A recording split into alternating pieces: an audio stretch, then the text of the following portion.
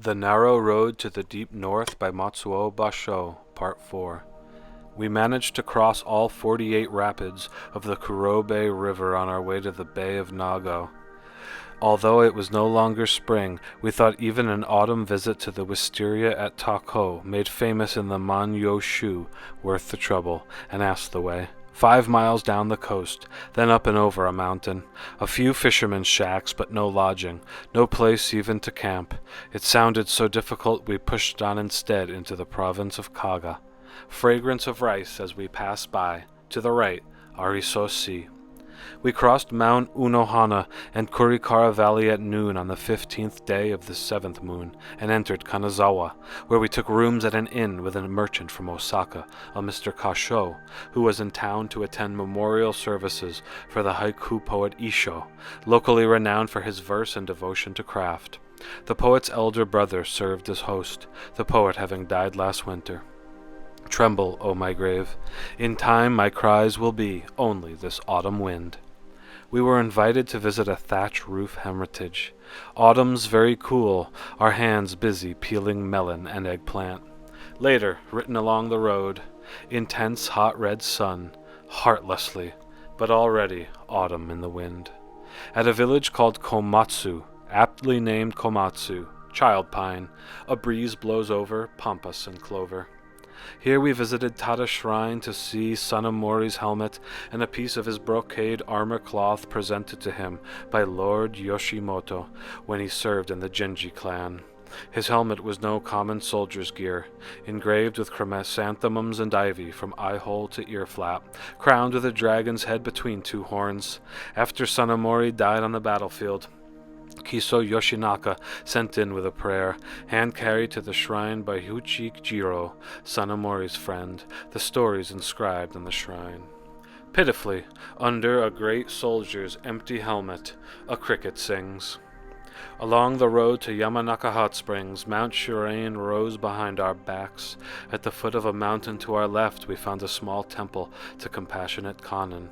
After the retired Emperor Kazan made a pilgrimage to the 33 Western temples, he enshrined an image of the Bodhisattva Kannon here, naming the temple Nara, using the first syllables of the first and last temples of the 33, Nachi and Tamigumi. A small thatched roof temple built on a rock among boulders and twisted pines. Nara lingers in the mind. Whiter than the stones of Stone Mountain Temple, autumn wind blows. We bathed in mineral hot springs comparable to those at Ariake. After hours bathing in Yamanaka's waters, couldn't even pick a flower. Our host at the inn was a young man named Kumenosuke.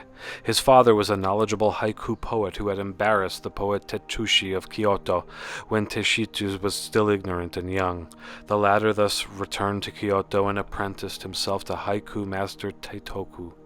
When Taishiuchi returned to Yamanaka to judge a poetry contest, he refused to accept payment, having been so humbled. It's a legend around here now.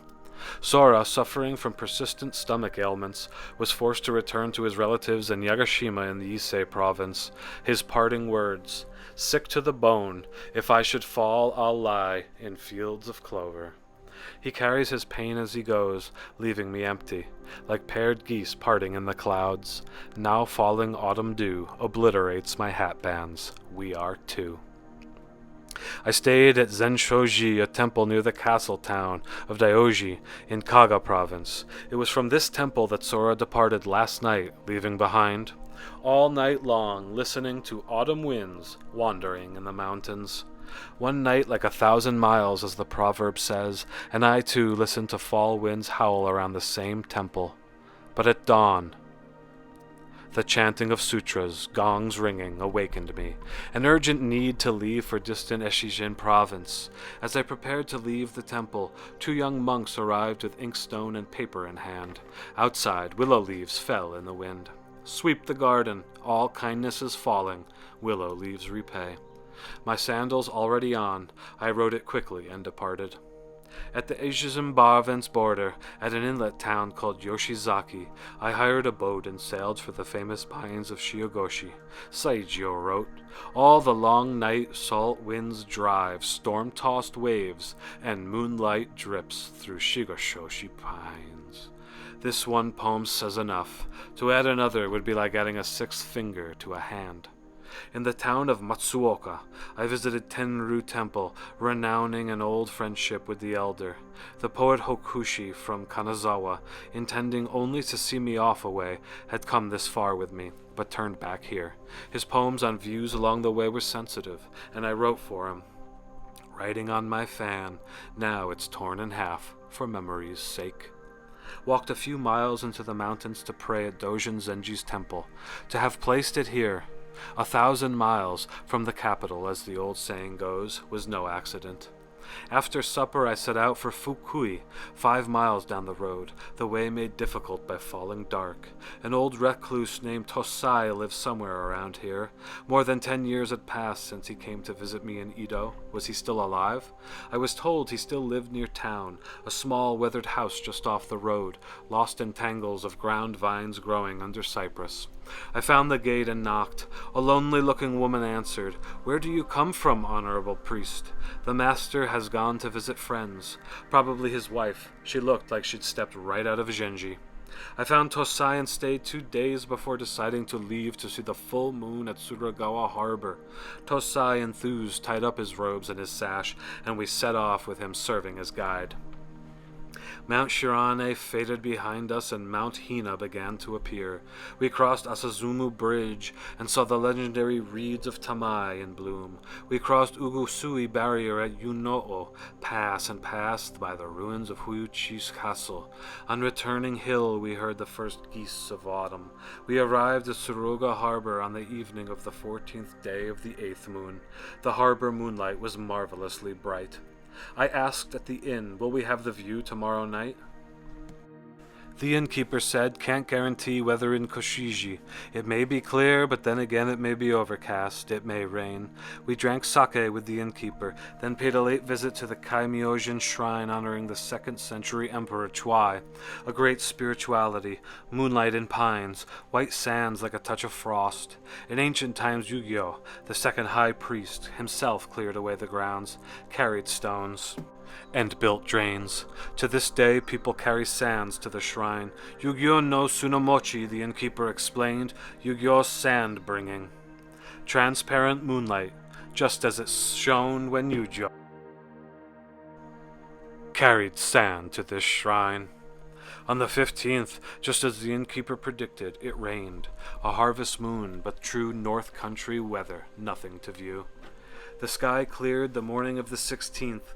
I sailed to Iro Beach, a dozen miles away, and gathered several colorful shells with a Mr. Tenya, who provided a boxed lunch and sake, and even invited his servants.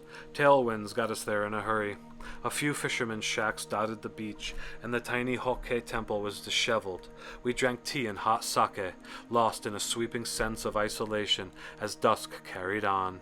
Loneliness greater than Genji's Suma Beach, the shores of autumn. Wave after wave mixes tiny seashells with bush clover flowers. Tosai wrote a record of our afternoon and left it at the temple. A disciple, Rotsu, had come to Shuruga to travel with me to Mino province. We rode horses into the castle town of Ogaki. Sora returned from Ise, joined by Itsujin, alone also riding a horse. We gathered at the home of Joko, a retired samurai.